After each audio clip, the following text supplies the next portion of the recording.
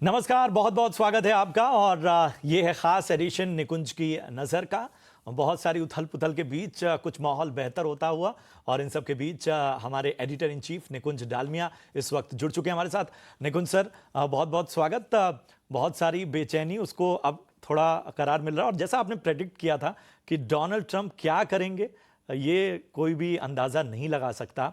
अब जो है यहाँ से बाजार में क्या आउटलुक बन रहा है? क्या आपको लगता है कि किसी तरह का प्रेशर अमेरिका ने इस वक्त झेला है जिसकी वजह से इस तरह का कदम उठाया गया है, क्योंकि चीन ने एक बार फिर से रिटेलिएट किया है?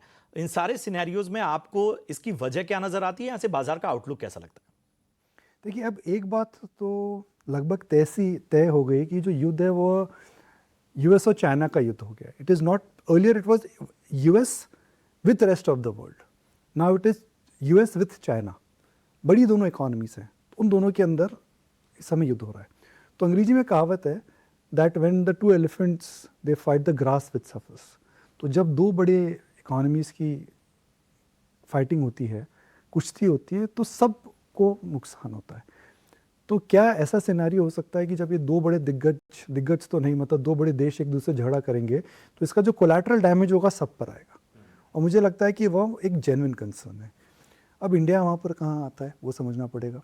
तो इंडिया को अगर आप देखें तो इंडिया के अंदर एक बात तो तय है कि एक और हिंदी की कहावत, दो बिल्ली की झगड़ में बंदर का फायदा है ना। तो उस तरफ से अगर आप देखेंगे तो इंडिया इस समय न्यूट्रल है। हाँ। ना हमने रिटेलिएशन करा, बड़ी समझदारी से हमने बोला जी हम रिटेलिएट नहीं करेंगे। अब जो टैरिफ है 90 दिन की विंडो आ चुकी है। उस 90 दिन की विंडो के अंदर आपको एक एडवांटेज जरूर मिल रहा है, क्योंकि अब आपने रिटेलिएशन नहीं करा था तो आपके अंदर अब एक बायलैटरल अग्रीमेंट्स आ जाएंगे। तो जो बायलैटरल अग्रीमेंट्स होंगे वो 26 से नीचे ही होंगे, 26 से ज़्यादा तो नहीं होंगे। 26 तो जी लग गया।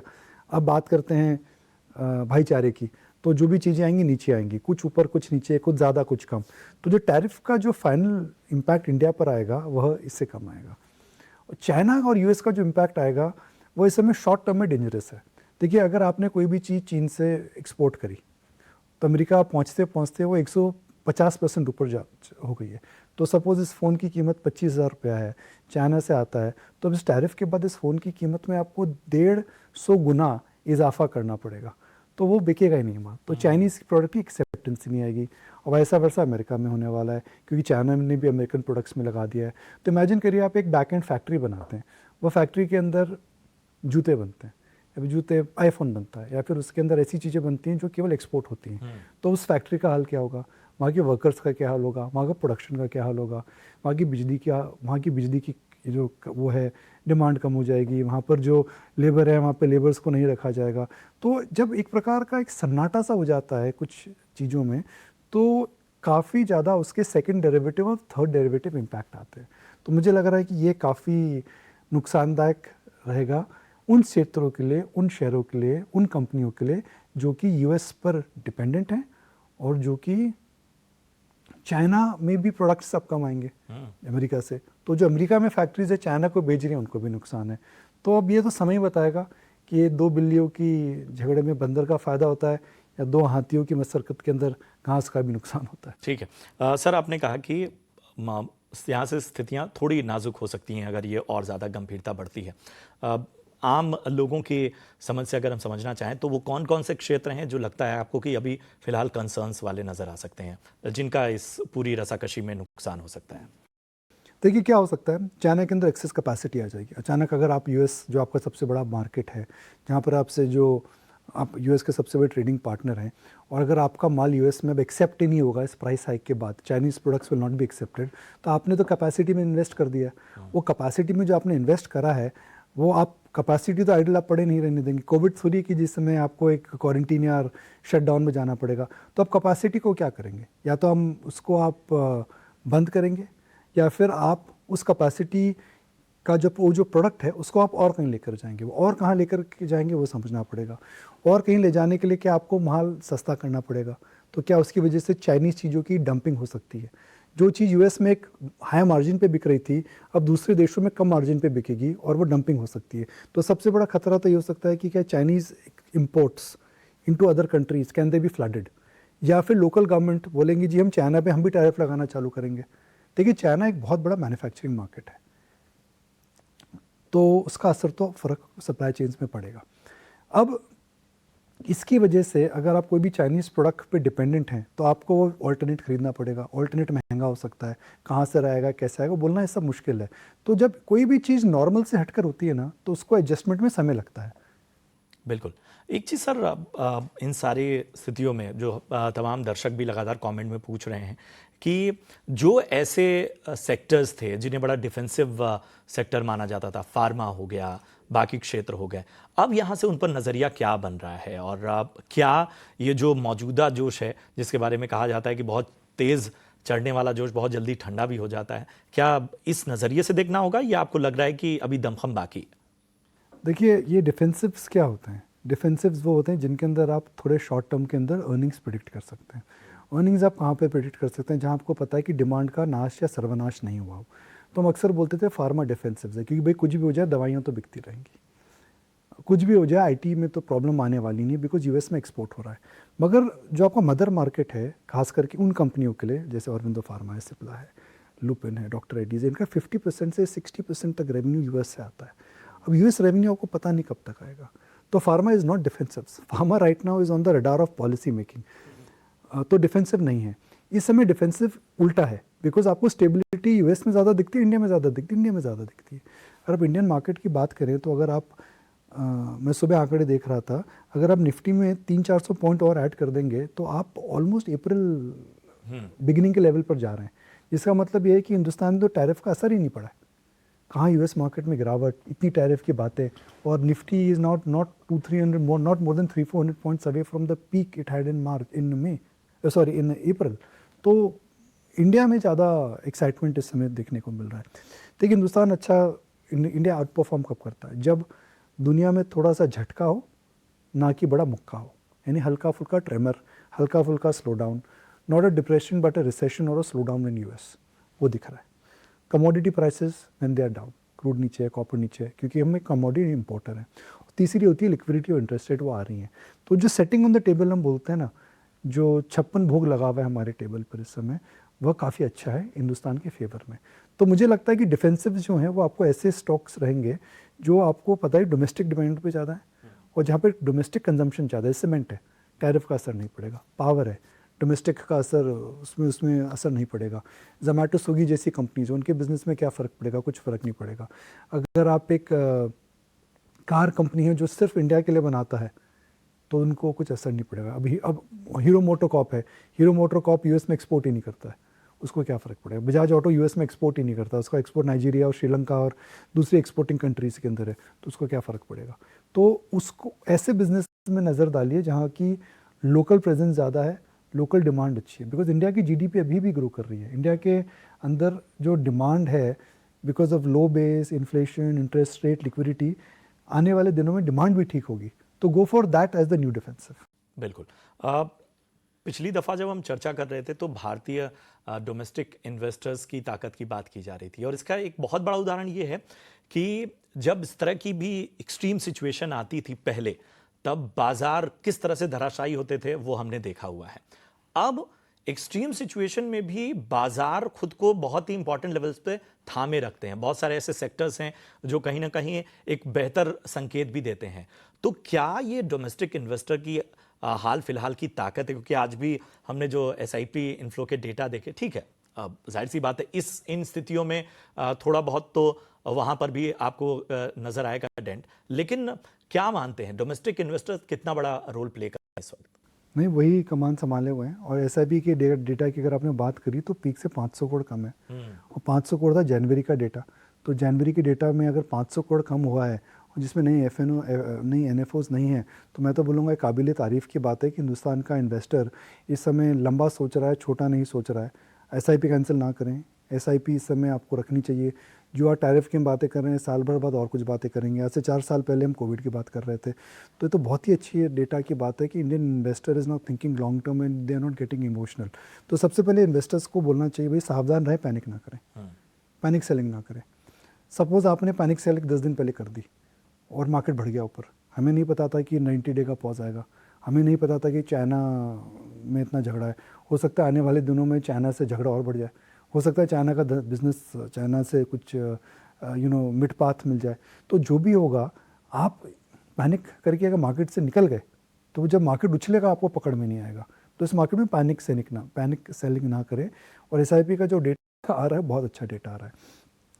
जहाँ तक विदेशी संस्था के निवेशक की बात है, प्रशांत, शॉर्ट टर्म में देखिए इस समय सारे एसेट्स ऊपर नीचे हो रहे हैं। कहीं पे बॉन्ड ऊपर हो रहा है, कहीं पे यील्ड्स नीचे जा रही हैं, कहीं पर क्रूड ऊपर जा रहा है एक दिन, तो कहीं पे मैं देख रहा हूँ कि कॉपर नीचे आ रहा है, ऊपर जा रहा है। तो इस समय एसेट्स में जो है वो एक डिसजॉइंटेड कोरिलेशन हो रहा है। हिस्टोरिकली मैं देखता था जब डॉलर नीचे जाता है कमोडिटीज़ ऊपर जाते हैं, मगर अभी डॉलर भी नीचे कमोडिटीज़ भी नीचे हैं। हिस्टोरिकली कोरिलेशन हम देखते थे कि भाई अगर यील्ड्स ऊपर जा रही हैं, यील्ड्स नीचे, डॉलर नीचे जा रहा है तो इमर्जिंग मार्केट में फ्लोज आना चाहिए, ऐसा नहीं हो रहा है। तो इस समय शॉर्ट टर्म में वो डिसजॉइंटेड कोरिलेशंस पे नज़र ना रखें। मगर अगर कुछ आने वाले दिनों में टैरिफ पे क्लैरिटी आ जाती है तो मुझे लगता है इंडिया का आउट परफॉर्मेंस वापस आ जाएगा, जो अभी ऑलरेडी हम आउट परफॉर्म कर रहे हैं। दूसरा, अभी 90 दिन का कूलिंग ऑफ पीरियड है, तो 90 दिन से पहले तो आप एक प्रकार से आश्वस्त रहे कि कुछ नहीं मिलेगा। ट्रम्प साहब 90 दिन का तो वेट करेंगे ना। देखिए ट्रम्प साहब है, कुछ भी कर सकते हैं वो, मगर लॉजिकली 90 दिन का विंडो आपको मिल गया है, जिसके अंदर आपको 90 दिन -2, बिकॉज 2 दिन पहले अनाउंसमेंट आई थी। तो अब आपको 88 डेज का वेट करना पड़ेगा to get the final picture. और उसके पहले न्यूज़ क्या आ सकती है? कोई आकर ये थोड़ी बोलेगा हमने बायलैटरल ट्रेड नेगोशिएट नहीं करे, because 3-4 countries including India, I think Singapore, Australia, they already said that हम नेगोशिएट करना चाहते हैं। आई थिंक यूके ने भी बोला है। तो मुझे लगता है जो न्यूज़ अगले 90 दिन में रहेगी वो नेगेटिव से कम और पॉजिटिव ज़्यादा रहेगी। क्या बात है। अभी तमाम टर्म्स की आप बात कर रहे थे और निकुंज की नज़र का ये जो वीकली शो है उसमें बहुत सारे दर्शक ये करें कि हम बहुत से ऐसे टर्म्स हैं जिनको थोड़ा सा और समझना चाहते हैं, खासतौर पे नए निवेशक। बॉन्ड यील्ड कैसे समझा जाए, मतलब ये कितना बड़ा फैक्टर्स है? देखिए बॉन्ड क्या होता है? बॉन्ड एक प्रकार की प्रॉमिस होती है। तो मैंने आपको एक प्रॉमिस दी कि जी आपसे मैं पैसे ले रहा हूँ और एक निर्धारित समय में मैं वापस दूंगा आपको। आप बोलेंगे वो तो अच्छा है, भाईचारे में आपको उधार दे रहा हूँ, मगर व्यापार के अंदर उधार नहीं होता है। व्यापार के अंदर होता है समझौता या फिर ट्रांजैक्शन। तो आप बोलेंगे जी मैं आपको ब्याज पे पैसा दे रहा हूँ, जिसे हम सिंपल टर्म में बोलते हैं। अब उसको अगर मैं डॉक्यूमेंट कर दूंगा तो उसे हम बोलेंगे bond. Bond is a promise to pay. उस प्रॉमिस टू पे को हम बोलते हैं एक प्रकार का डेट या फिर बॉन्ड पेपर। जब आप मेरे से 100 रुपया लेंगे और मैं आपसे अगर ब्याज लूँगा, तो सपोज़ मैं आपसे 5% ब्याज लेता हूँ, तो 5% आपकी हो गई यील्ड। तो जो बॉन्ड होता है वो एक प्रकार का प्रॉमिस होता है कि इस टेन्योर के एक्सपायरी के बाद मैं आपको ब्याज प्लस मूल वापस करूँगा। तो bond is nothing else but a commitment to pay the money back, and yield is nothing else but a प्रकार की ब्याज दर, जिसे हम कहते हैं ना ब्याज पे आपने पैसा दिया तो ब्याज दर पे आपको पैसा वापस मिल रहा है, तो उसको बॉन्ड यील्ड बोलते हैं। यूएस गवर्नमेंट जो बॉन्ड यील्ड यूज़ करती है वो 10 ईयर काफ़ी पॉपुलर है। हम बॉन्ड यील्ड की बात इसलिए कर रहे हैं मार्केट के अंदर बिकॉज अमेरिका की जो इकॉनमी है उसके अंदर इस समय डेट बहुत ज़्यादा है। इन्होंने जो डेट उठाया था वो उठाया था जब कोविड के पीक पर, और कोविड के पीक में इंटरेस्ट रेट्स थी 2%, 1%, आधा %। तो जब आप की इकॉनमी में इंटरेस्ट रेट्स ऊपर जाने लगी, आपने अपना डेट नहीं चुकाया, तो आपको फ्यूचर ट्रांजैक्शंस के लिए अब जो यील्ड्स हैं उनके अंदर आपको ब्याज ज़्यादा देना पड़ेगा। तो अमेरिका चाह रही है कि बॉन्ड यील्ड्स आ जाए नीचे, क्योंकि उनको ब्याज की भरपाई करने में नुकसान नहीं होगा। मगर क्योंकि इस समय मार्केट के अंदर कंसर्न्स हैं और ऊपर नीचे एसेट्स ऊपर नीचे जा रही हैं, तो बॉन्ड यील्ड्स नीचे नहीं आ रही हैं। तो अगर अमेरिका के अंदर बॉन्ड यील्ड्स 5% हो गई तो इस समय मार्केट के अंदर अनसर्टेनिटी आ सकती है। मेरे से आप पूछेंगे कि आने वाले 15 दिन के अंदर मार्केट में रिस्क क्या रहेगा, वो ये रहेगा कि बॉन्ड यील्ड्स अमेरिका में स्पाइक अप नहीं होनी चाहिए। आज शुक्रवार है, फ्राइडे, सोमवार को शेयर बाजार बंद है, फ्राइडे भी शेयर बाजार बंद है। 3 दिन लास्ट आने वाले दिन में ट्रेडिंग है। तो 3 दिन के अंदर मार्केट का व्यू बनाना बड़ा मुश्किल है, गिवन दैट यहाँ पर छुट्टी मंडे को है, दुनिया में छुट्टी नहीं है। और इस समय मार्केट का व्यू शॉर्ट टर्म में बनाना बड़ा मुश्किल है। मगर मेरा मानना है कि एक आपको मीडियम टर्म में तेज़ी का रुख रखना चाहिए। मार्केट में आज नहीं तो कल ट्रेडिंग बॉटम आ चुका है, प्राइस डिस्कवरी हो रही है। ट्रम्प साहब मुझे लगता है 90 दिन से पहले कोई गोलाबारी नहीं करेंगे, शांत रहेंगे। जो भी न्यूज़ आएगी वो बेटर आएगी, और मार्केट में आपको पता है नेगेटिव क्या। देखिए उदाहरण में देता हूँ, फिर रैप करते हैं।